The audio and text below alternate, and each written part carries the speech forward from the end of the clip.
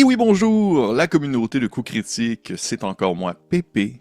Et on se retrouve aujourd'hui, non pas pour un montée de niveau, non pas pour la présentation d'un produit, mais bien pour une entrevue, alors que j'ai l'occasion, le privilège d'échanger avec l'auteur, globetrotter, voyageur des temps modernes, Ben Felten, Benoît Felten plutôt, si on veut nommer le nom complet, ou Ben Felten pour les intimes, auteur de jeux de rôle de Dungeon et Si, et maintenant aussi auteur de jeux de rôle pour la version anglaise, donc Dungeon Inc., présentement en financement participatif chez les Merry Mushmen sur la plateforme Kickstarter.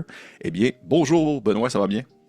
Bonjour, ça va super bien. Je suis hyper content qu'on ait l'occasion de se Ben voir, oui, pas tout à fait en vrai, mais un peu plus en vrai que jusqu'à présent, en tout cas. oui, oui, exactement. Est-ce que tu me permets pour le reste de l'entrevue de t'appeler Ben au lieu de Benoît? Parce que sinon, je sais que je vais tout le Mais temps éviter un peu. Je vais comme faire Benoît.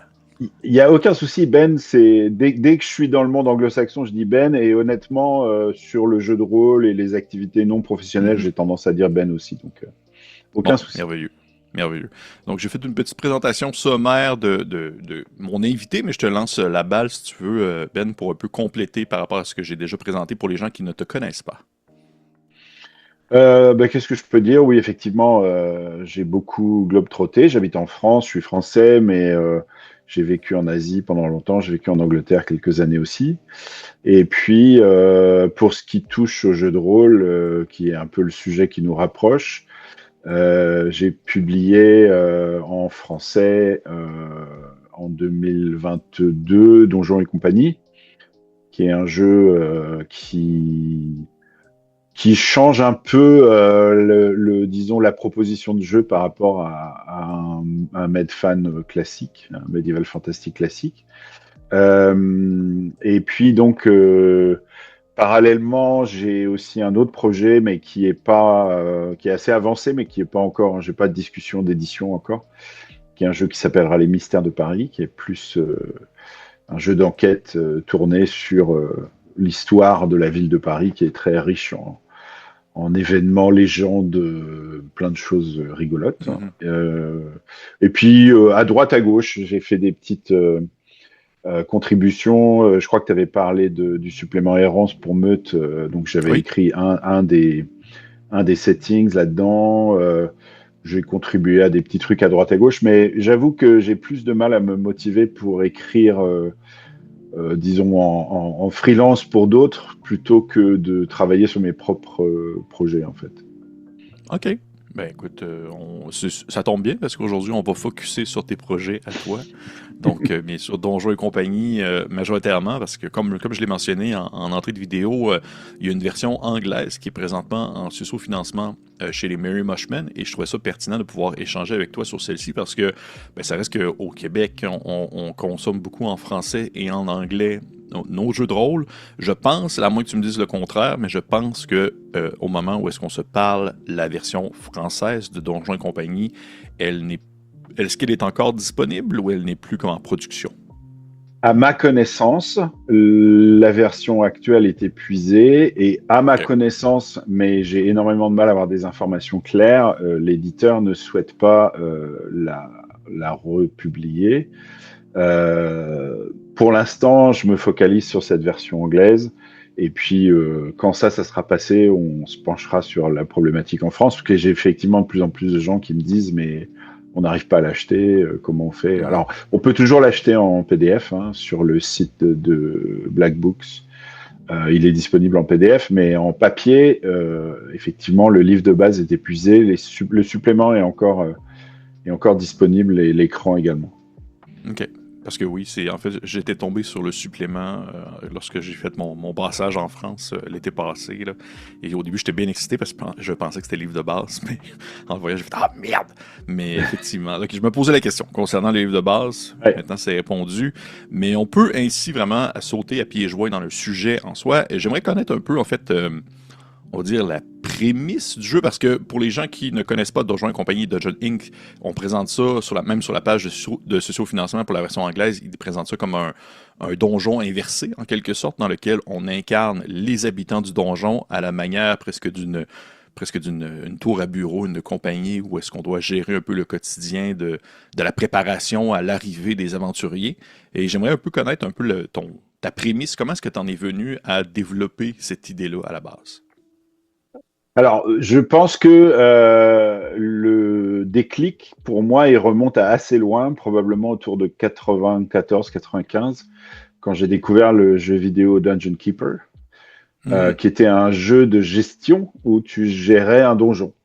Donc, tu construisais des pièces, tu essayais d'attirer les aventuriers, tes monstres faisaient la grève parce que tu les avais pas assez payés. C'était l'époque, tu sais, des Railroad Tycoon et tous ces Ouais. jeux un peu SimCity, mais avec un côté business, quoi. Euh, et, euh, et en fait, j'ai pas énormément joué au jeu, mais j'adorais le concept. Et puis, je me disais, mais il doit y avoir un moyen de faire ça autour de la table, quoi. Et puis, vers, je sais pas, 2008-2009, j'ai retrouvé mes notes il y a pas très longtemps, là. Je me suis dit, allez, j'essaye. Donc, j'ai pris un D20 générique de l'époque. Tu sais, c'était l'époque du premier OGL avec tous les suppléments D20. En France, il y avait un système qui avait été publié qui s'appelait le DK, qui était très flexible. Donc, j'avais pris ça pour lancer une campagne, mais que je voyais pas ça comme un jeu, je voyais ça comme une campagne un peu différente, si tu veux. Mhm. Et puis, ça a plutôt bien marché, les joueurs ont accroché. Bon, après, la vie s'en mêle, tu sais, bon, ça finit par partir en sucette parce que plein d'autres raisons qui ont rien à voir avec le jeu, en fait. Et puis, vers 2015-2016, j'ai commencé à participer à une sorte de retraite de rôliste qui se faisait tous les étés. Enfin, ça se fait toujours, mais là, j'ai pas pu y aller depuis 2 ans. Euh, où on a été une trentaine dans une grande baraque pendant une semaine et on fait que des jeux de rôle, quoi. Et en C'est fait, trop, il y avait plein. c'est trop cool. Est-ce que je peux venir?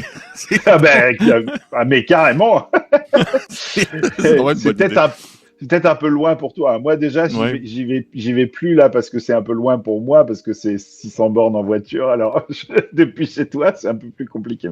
Mais ouais. Et Ok, continue. Excuse-moi, non, non, il n'y a pas de ça m'a souci. comme Et titillé. en fait, il y avait plein, dans ce groupe de gens, il y avait plusieurs auteurs indépendants ou traducteurs, enfin, tu vois, des gens qui sont pas inaccessibles parce qu'ils travaillent pour des gros éditeurs, mais des gens qui ont déjà publié des jeux, etc.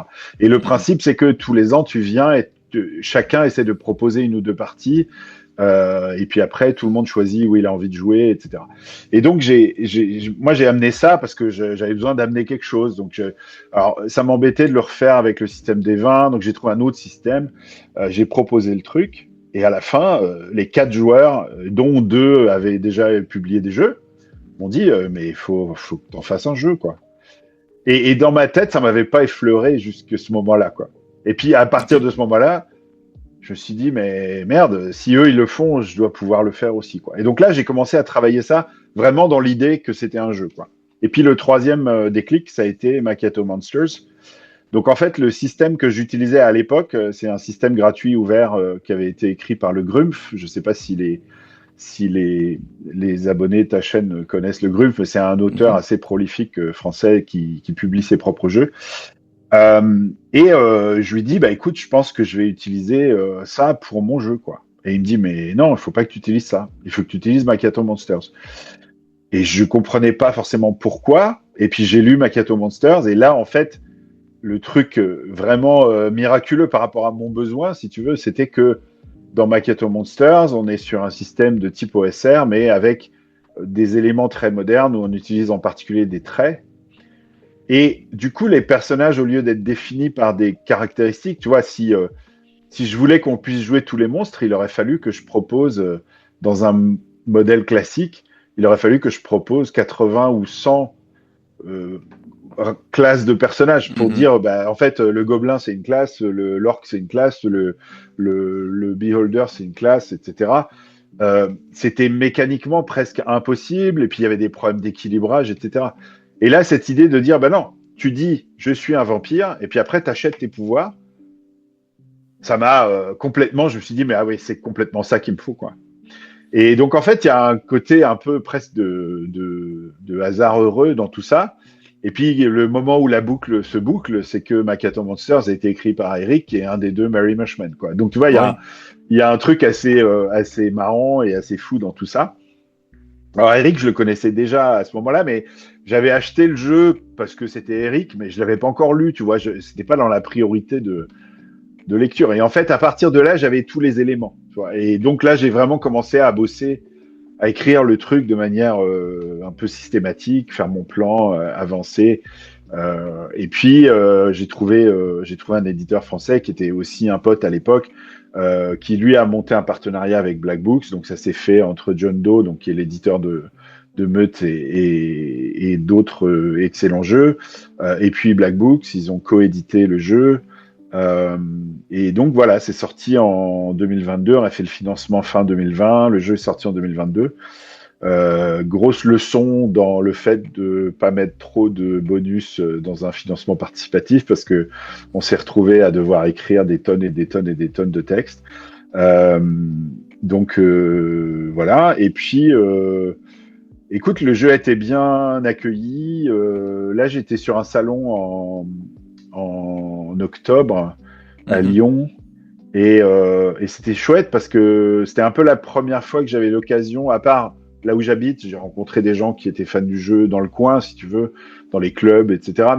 Mais plus largement, t'as pas vraiment de retour direct des gens qui ont joué à ton jeu, quoi. Et il y a plein de gens qui sont venus me voir en me disant, ouais, dès qu'il y a quelqu'un qui est absent pour la partie hebdomadaire, on sort ça. Et puis du coup, on a lancé une campagne parce qu'on faisait des one-shots. Et puis au bout d'un moment, on s'est dit, ah, quand même, ça serait cool d'y aller un peu plus en profondeur. Un des trucs assez marrants, c'est que, en fait, quand on a fait le financement participatif, il y avait, j'avais fait le compte à l'époque, mais je crois qu'il y avait de l'ordre de 25 scénarios qui étaient proposés, avec tous les bonus qu'on avait débloqués. Parce que le supplément que tu as vu, il y a 18 scénarios dedans, plus une campagne. Enfin, tu vois, un truc. Et, euh, et je me disais, mais c'est 10 fois trop. Enfin, les gens vont jamais. Et là, maintenant, j'ai des gens qui viennent et qui disent, bon, on a un peu tout fait là, donc il faudrait commencer à sortir autre chose. Mais c'est chouette d'entendre ça, tu vois, parce que ça veut dire Oui. qu'ils ont encore envie. Ils ont beau avoir un peu épluché le truc dans tous les sens, bah, ils ont encore envie.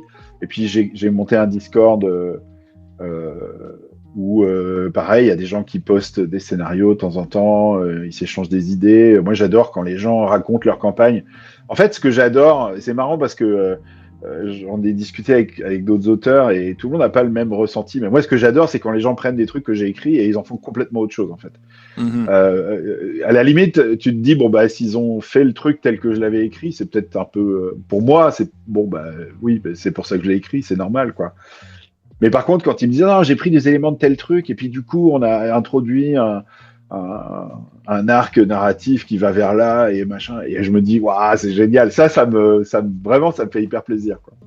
Parce que quand même, ça reste que si on se base encore sur la plateforme, on dirait du sociofinancement dans la version anglaise, il y a une base de. Je vais le traduire un peu à la volée, mais il est mentionné qu'il y a une base de prémisse, une base d'univers en soi, mais il y a une partie qui reste à construire. Là. On s'entend que la personne peut vraiment personnaliser sans vraiment dénaturer le jeu, son donjon avec ses habitants. Alors, oui, ça aussi, tu sais, je sais que tu as écrit des trucs récemment, et donc je pense que tu dois te poser aussi ces questions-là. C'est jusqu'à où on laisse, jusqu'à où c'est clé en main, et puis jusqu'à où on donne la liberté au lecteur qui va mener ça, d'en faire ce qu'il veut, quoi. Et je trouve que c'est un équilibre qui est pas facile, parce que moi, j'aime pas l'idée de dire il faut le faire comme ça. Et en même temps, il y a une demande pour quelque chose qui soit vraiment facile à répliquer, tu vois. Donc, par exemple, dans l'édition française, et je pense que dans l'édition anglaise, on dit la même chose, on dit, bon, donc, Donjons et compagnie, c'est une société qui attire des aventuriers pour les éliminer, c'est ça son modèle économique, et on joue les employés de cette société. Euh, Au début, dans la toute première version du jeu, il n'y avait pas les dirigeants de la société, les différents. Il y avait un organigramme de la société, les différents départements, mais il n'y avait pas de personne à la tête de chacun. Je recommandais des façons de les créer. Mm-hmm. Euh, Et puis, en fait, je me suis rendu compte que il fallait peut-être quand même en donner un peu plus, tout en disant, si vous voulez créer quelqu'un d'autre, allez-y, faites-vous plaisir. Mais du coup, si tu veux, pour moi, j'espère qu'on fait suffisamment bien passer le message que l'univers n'est pas figé et qu'il peut être, il est très malléable, il peut être transformé de plein de façons différentes.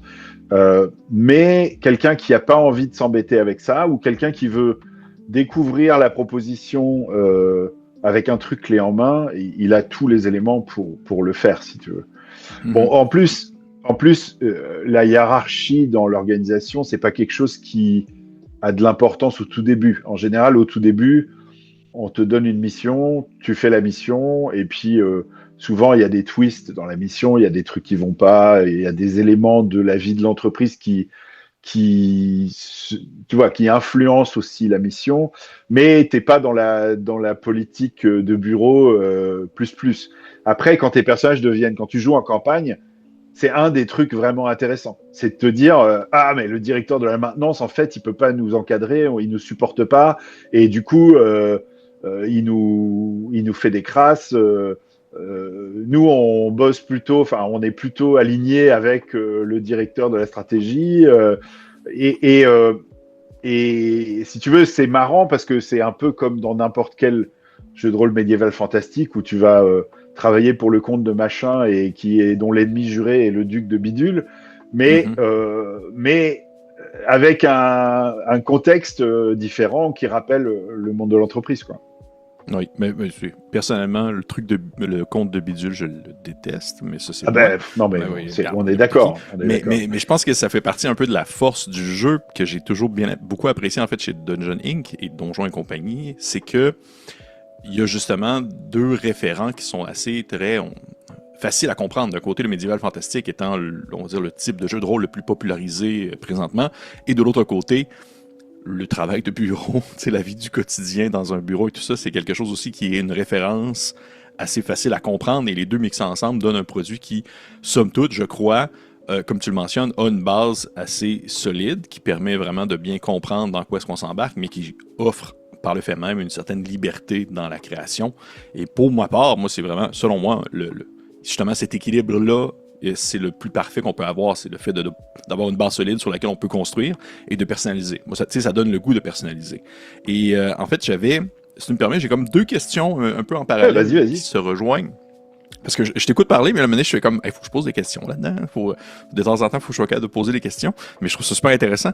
La première question étant, pour transposer le tout de la version française à la version anglaise, en termes de... C'est un peu plus technique, on s'éloigne un peu plus du contexte jeu de rôle classique, là, mais est-ce qu'il y a une grande différence en termes de marché, marketing, public ciblé et une approche différente? Et deuxième sous-question en lien avec ça, outre le visuel, la mise en page, est-ce qu'il y a des différences notables entre la VF et la VO? Alors, sur la première question, c'est vraiment une question super intéressante parce que les éditeurs français du jeu, donc John Doe et BBE, c'est des éditeurs, disons, génériques dans le sens où ils proposent des jeux qui peuvent s'adresser à tous les types de publics rôlistes. Donc, il va y avoir un jeu qui va être plus comme ci et un autre qui va être plus comme ça, mais si tu regardes l'ensemble de la gamme, ils sont pas spécialisés sur un type de jeu en particulier.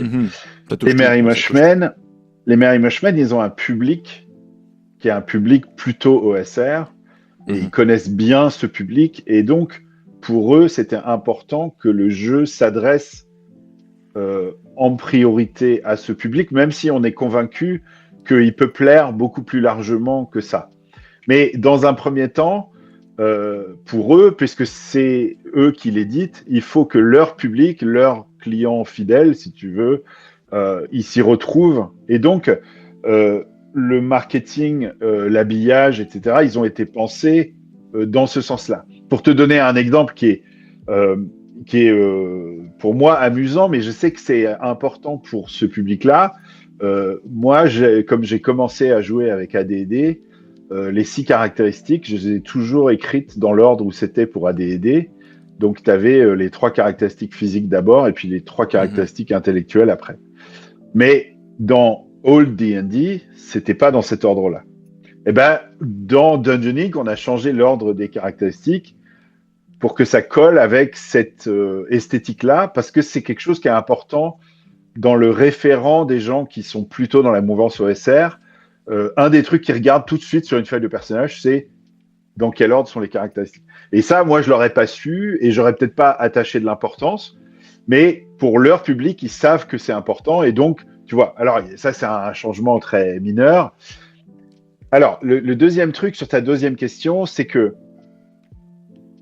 il n'y a pas, il a pas énormément de différences, comment dire, fonctionnelles. Le jeu est à peu près, les règles n'ont pas beaucoup changé. Il y a eu quelques ajustements, il y a des trucs qui sont mieux expliqués. Par contre, le jeu, dans le cours de la traduction, a été complètement réécrit. Il a été réorganisé, le texte a été réécrit. Il y a des choses qui étaient qu'on a jugées inutiles, alors pas spécialement pour le public anglais, mais tu vois, avec le recul de 50 jeux, d'être en mesure de se dire, bon, bah, finalement, là, on a 2 pages sur comment gérer les joueurs qui sont disruptifs. Bah, en fait, ça sert à rien. Donc, on l'élimine. Tu vois, c'est un exemple parmi d'autres, mais après, il y a des trucs qui sont sans doute aussi les Merry Mushmen qui ont envie que le jeu leur ressemble. Donc tu vois, toutes les tables aléatoires qui avaient 12 entrées, elles en ont 20, et celles qui avaient 20 entrées, elles en ont 100. Enfin, y a un côté où, en fait, on a rajouté au fil de la réécriture énormément de matériaux de jeu qui n'est pas détaillé, c'est pas 3 pages sur un truc, c'est 2 lignes. Mais c'est 2 lignes qui doivent pouvoir t'inspirer pour te dire ah mais ça c'est cool, j'ai envie de faire ça quoi. Et donc au final, il est très différent parce que au-delà de l'esthétique, de l'artwork, etc., il est un peu pensé différemment en fait, tu vois. Et honnêtement, j'étais super content de ce qu'on a sorti en français. C'était mon premier jeu. J'avais pas beaucoup d'expérience. Là, je vois pour moi à quel point la version anglaise est améliorée et boostée par rapport à la version originale française. Elle est plus concise, elle est plus punchy, je pense aussi. Et puis le dernier point qui est vraiment important pour moi, et ça c'était quelque chose qui m'a plu tout de suite quand j'ai commencé à discuter avec Olivier et Eric, c'est que eux ils voient ça comme un jeu, pas comme un Kickstarter. Et ce que je veux dire par là, c'est que quand on a fait le Kickstarter français, on a mis plein de matos parce que tout le monde pensait que derrière, il n'y aurait rien d'autre qui sortirait. Mm-hmm. Et là, on est en train de se poser la question, si jamais le jeu ressort, est-ce qu'on sort une nouvelle campagne, etc. Mais c'est toujours, tu as ce côté où tu fais un financement et puis le jeu, il est un peu visible pendant 2-3 ans. Et puis, comme il n'y a rien d'autre qui sort, ben, après, ça... Là, pour les Merry Mushmen, leur modèle économique, c'est pas de reposer sur les Kickstarter. Les Kickstarter, c'est le truc qui lance une gamme. Mm-hmm. Et derrière, ça reste en vente sur leur boutique. C'est tant qu'il y a de la demande, c'est réédité, republié, etc. Il n'y a pas de... Tu vois, la durée de vie n'est pas limitée parce qu'on a fait un tirage de 1500 et puis derrière, on va s'arrêter là.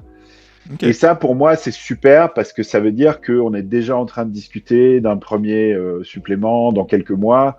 Et l'idée, c'est d'essayer de sortir des trucs qui ne sont pas forcément énormes, mais régulièrement, parce que c'est ça qui va faire vivre le jeu.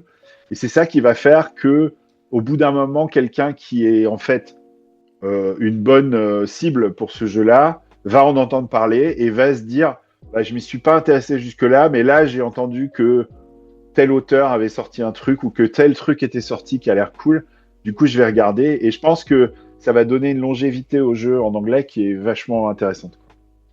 Il y a beaucoup de choses que tu as dit que je trouve vraiment intéressant, on dirait que je voudrais rebondir là-dessus, mais c'est sûr qu'on va manquer de temps, sinon je peux pas tout reprendre.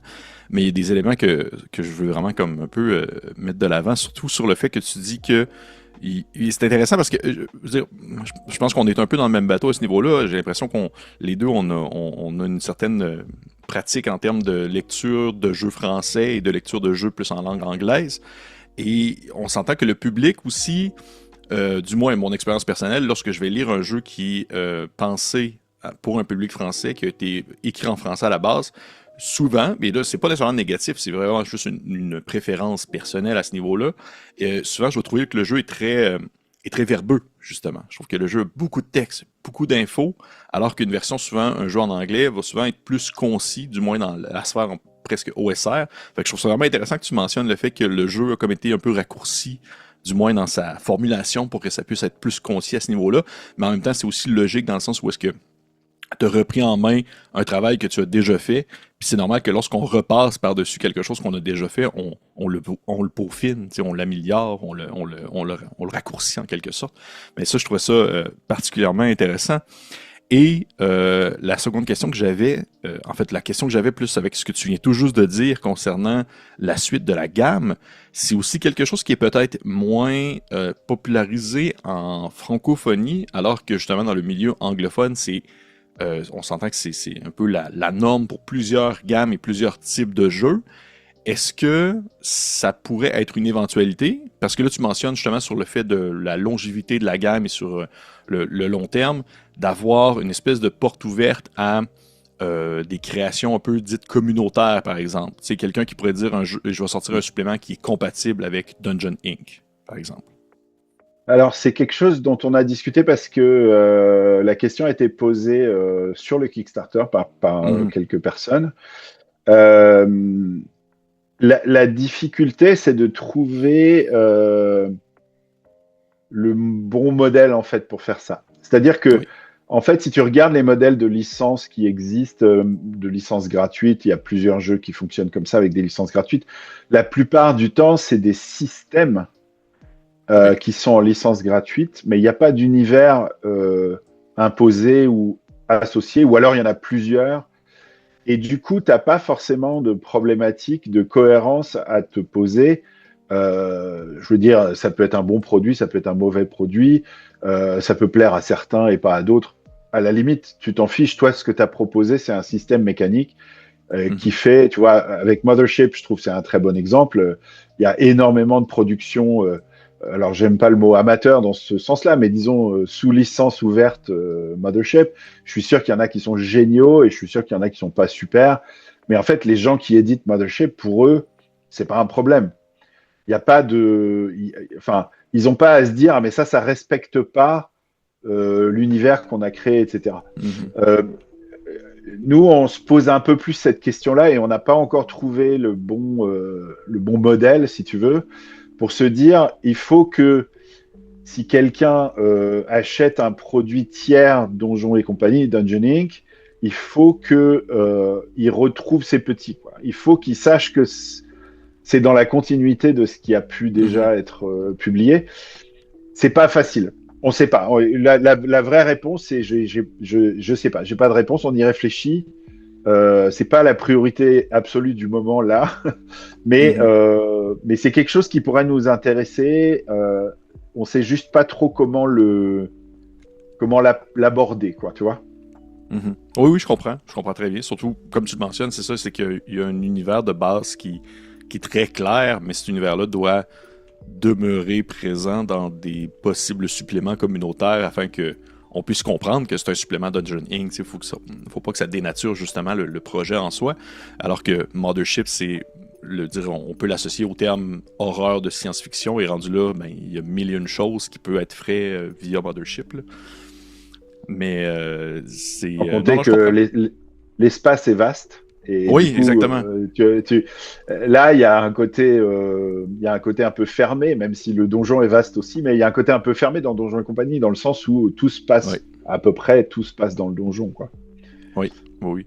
Oui. Je me posais la question justement parce que tu as mentionné que tu connaissais déjà les Merry Mushmen avant le lancement de la version anglaise et tout ça.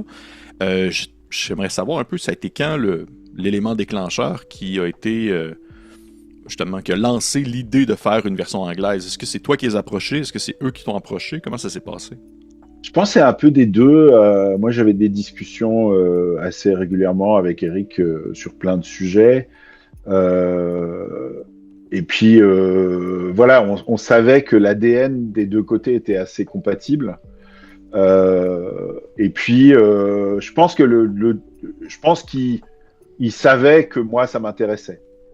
Mhm. Mais il fallait que eux soient convaincus et à un moment, ils m'ont contacté, ils ont dit, bon, bah là, dans les plannings, on voit que ça pourrait coller. Bon, finalement, ça a pris 2 ans de plus que ce qu'on prévoyait, mais du coup, on a eu le temps de peaufiner le produit.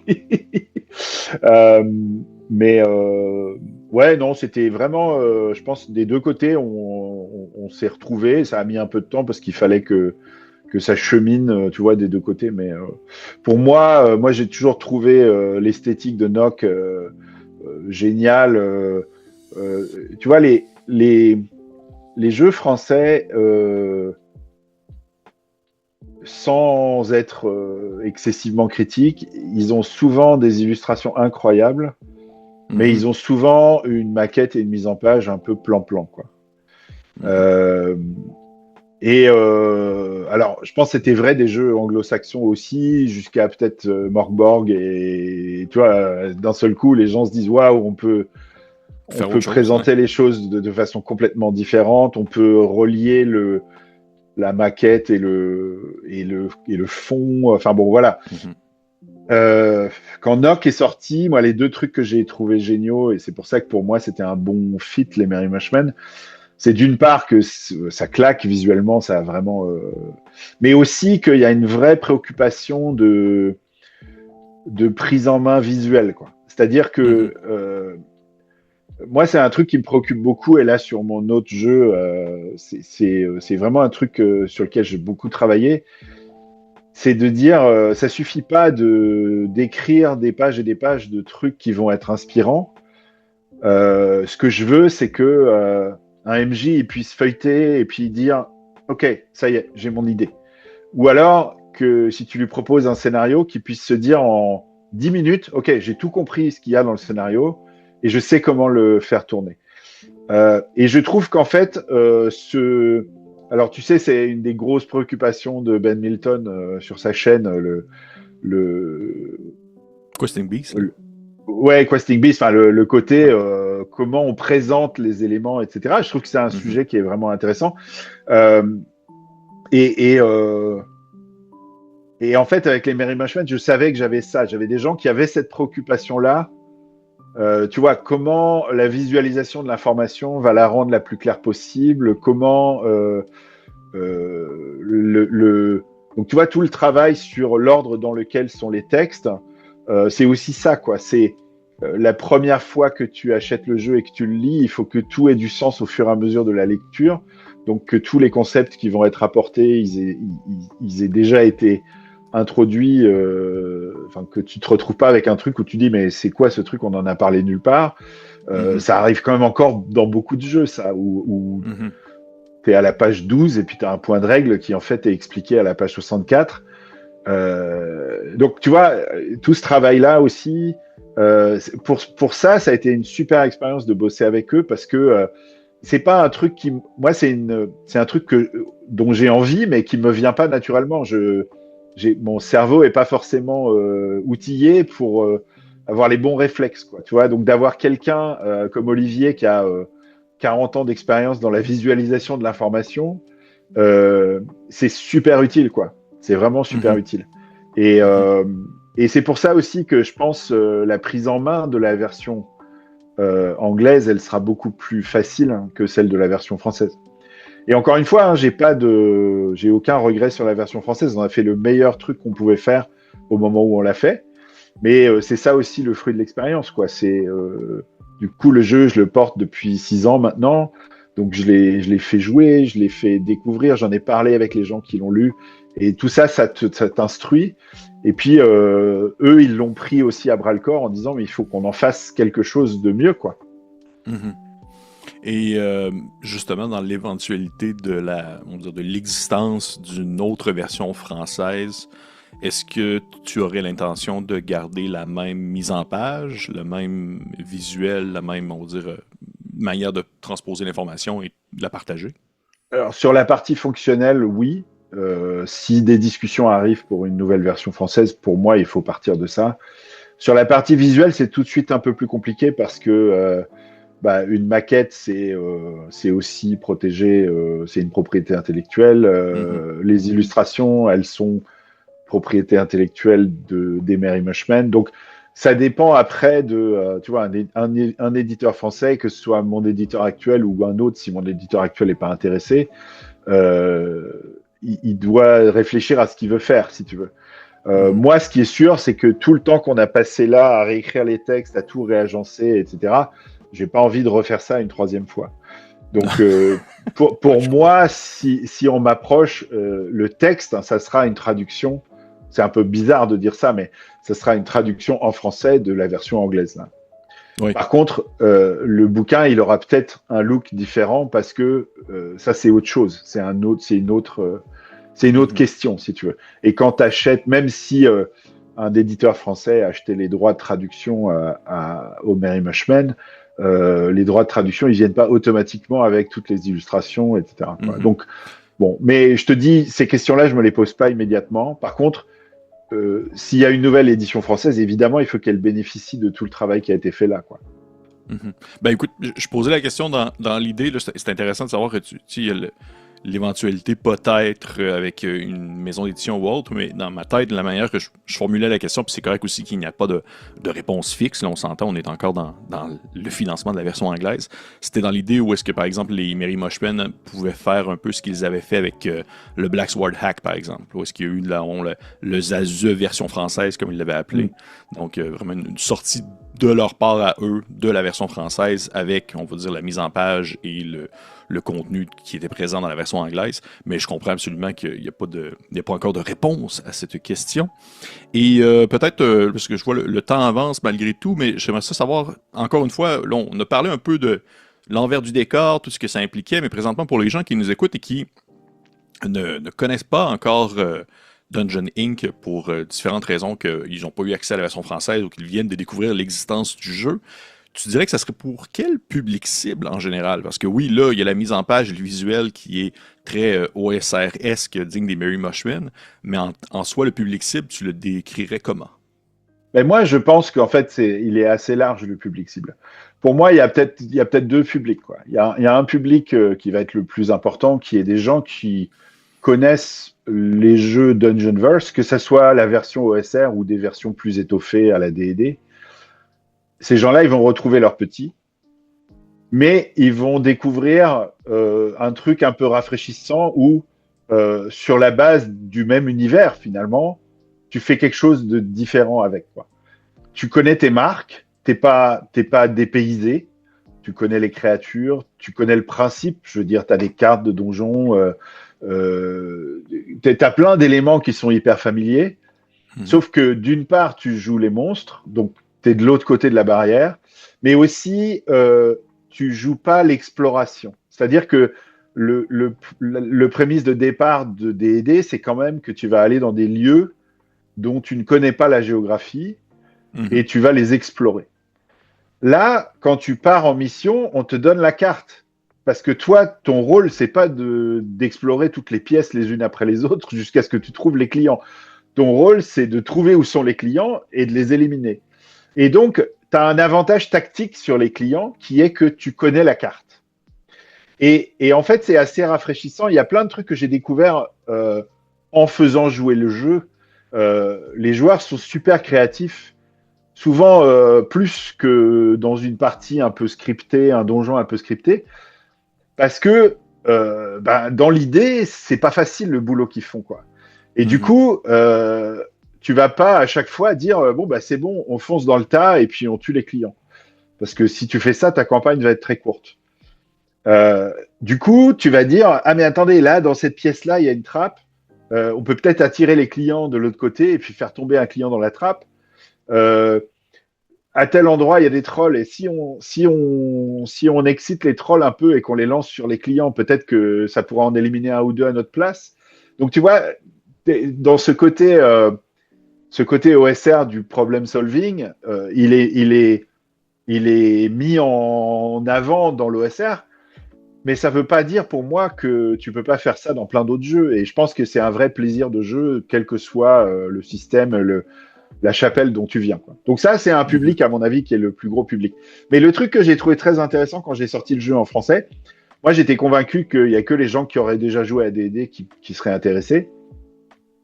Mais en fait, on est dans une phase où les références geeks, elles sont partout, en fait.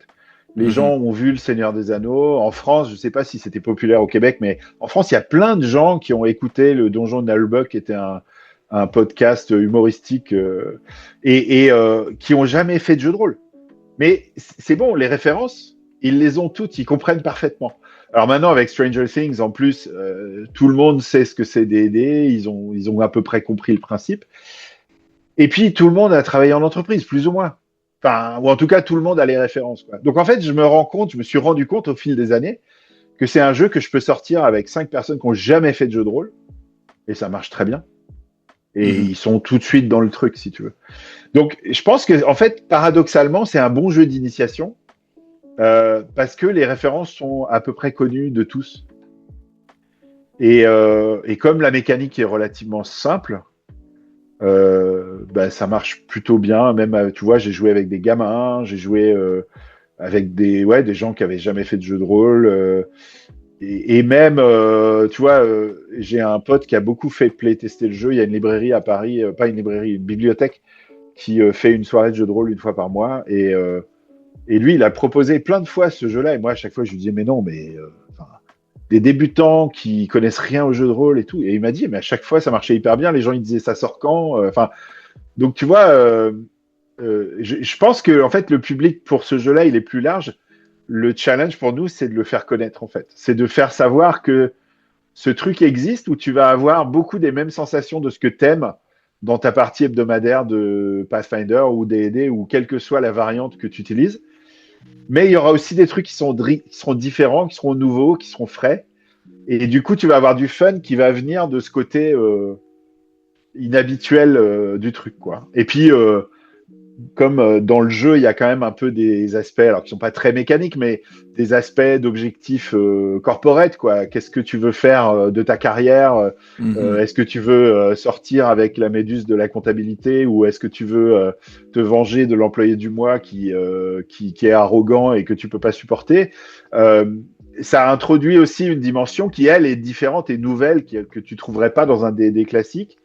Mais en même temps, la répartition, tu vois, c'est à peu près 3/4, 1/4. Donc, 3/4, t'es encore dans cette expérience de jeu de rôle à la Dungeonverse, mais avec des twists. Et puis après, 1/4, t'es dans un truc plus nouveau où tu vas gérer les relations avec tes collègues, ton chef où tu vas peut-être l'aider, mais ou alors tu vas peut-être lui savonner la planche, etc.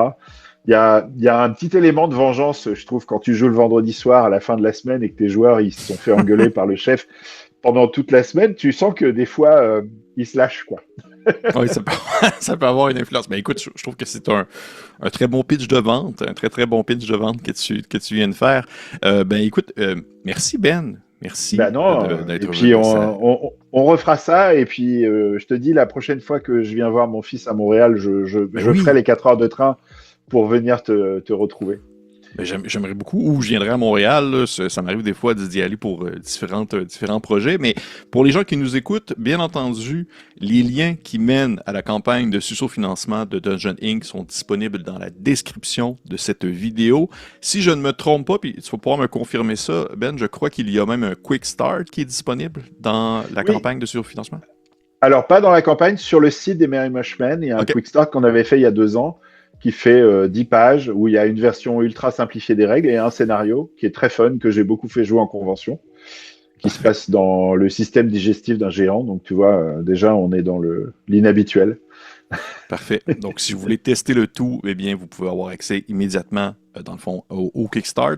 Veux-tu me rappeler la date où est-ce que se termine la campagne de susso-financement? Parce que là, je sais que cette vidéo va sortir un peu serrée, mais je vais faire mon possible pour qu'elle sorte avant la fin. Je crois que c'est le 15 ou le 16, mais je te reconfirmerai exactement la date, 15 ou 16 février. Je te reconfirmerai exactement la date par mail, mais je crois que c'est ça. Parfait. Parfait. Ben écoute, je vais aussi le marquer lorsque je vais avoir la date définitive dans la description de la vidéo. Et pour les gens qui nous écoutent et qui voudraient peut-être suivre les projets de Monsieur Felten, est-ce qu'il y a un endroit où est-ce qu'on peut te suivre? Est-ce qu'il y a des réseaux sociaux professionnels ou autres? Alors, j'ai un compte Blue Sky sur lequel je parle principalement de jeux de rôle, qui Mhm. s'appelle Mystère de Paris, puisque c'est le nom de mon prochain jeu. Donc ça, c'est un endroit. J'utilise plus trop Facebook, si je suis honnête. J'ai créé un Instagram spécifiquement pour Dungeon Inc., qui sera en anglais du coup. Euh, par contre, sur d'autres projets, je vais sans doute pas en parler là-bas. Donc le mieux, c'est Blue Sky. Et sinon, j'ai un Discord qui est tourné vers Donjons et compagnie, mais qui va s'étendre sûrement vers l'autre jeu aussi. Parfait. Donc en tout cas, le meilleur moyen, c'est ça, c'est de me contacter sur Blue Sky ou sur Instagram. Et puis après, je peux relayer vers les différentes directions. Bon, mais merveilleux. Je vais mettre le lien dans la description de la vidéo vers ton Blue Sky également. Puis d'ailleurs, si vous êtes intéressé, vous pouvez aussi me suivre sur Blue Sky parce que c'est une plateforme Absolument.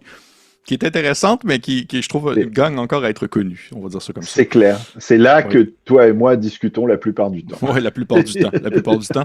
Et c'est sûr et certain que je vais te réinviter pour que tu puisses me parler de ton prochain jeu éventuellement lorsqu'on en Bah, sera bien rendu là. volontiers. Ouais.